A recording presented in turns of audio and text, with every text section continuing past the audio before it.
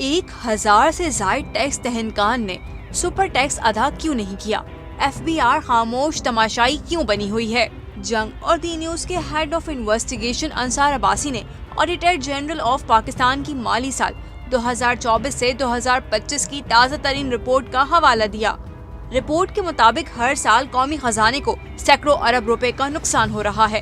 Tax چوروں کو FBR کے field دفاتر میں ناقص نگرانی، سست روی سے کارروائی اور کمزور داخلی کنٹرولز کی وجہ سے حوصلہ ملتا ہے۔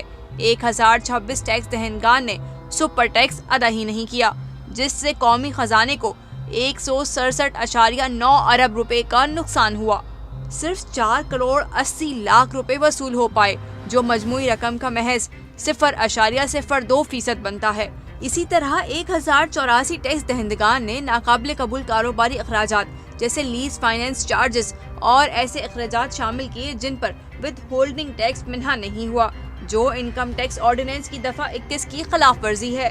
اس سے 149.5 ارب روپے کم جمع کیے جا سکے۔ رپورٹ میں مزید 45.3 ارب روپے کے غیر ادا شدہ ود ہولڈنگ ٹیکس کی نشاندہی کی گئی۔ 1344 کیسز میں ایجنٹس نے سپلائرز اور کانٹریکٹرز کو ادائیگیوں پر ٹیکس منہا نہیں کیا یا پھر ٹیکس کی کٹوتی ہی نہیں ہوئی۔ صرف 24 لاکھ روپے کی وصولی ممکن ہو پائی۔ آڈیٹر جنرل نے خبردار کیا کہ جب تک synchronised with holding administration and payment system SWAPS پر فوری عمل نہیں کیا جاتا اور اس وقت تک نظام میں اربوں روپے کی لیکیج کا سلسلہ جاری رہے گا۔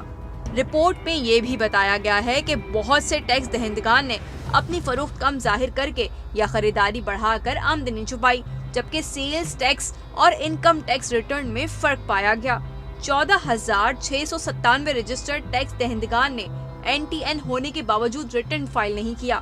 یہ ایک ایسی خلاف ورزی ہے جس پر دفعہ 182 کے تحت از خود جرمانہ عائد ہونا چاہیے تھا، لیکن 26.6 ارب روپے کے جرمانے عائد کیے گئے، نہ وصول کیے گئے۔ اس کیٹیگری میں FBR نے صرف 0.05 ملین روپے وصولی کیے۔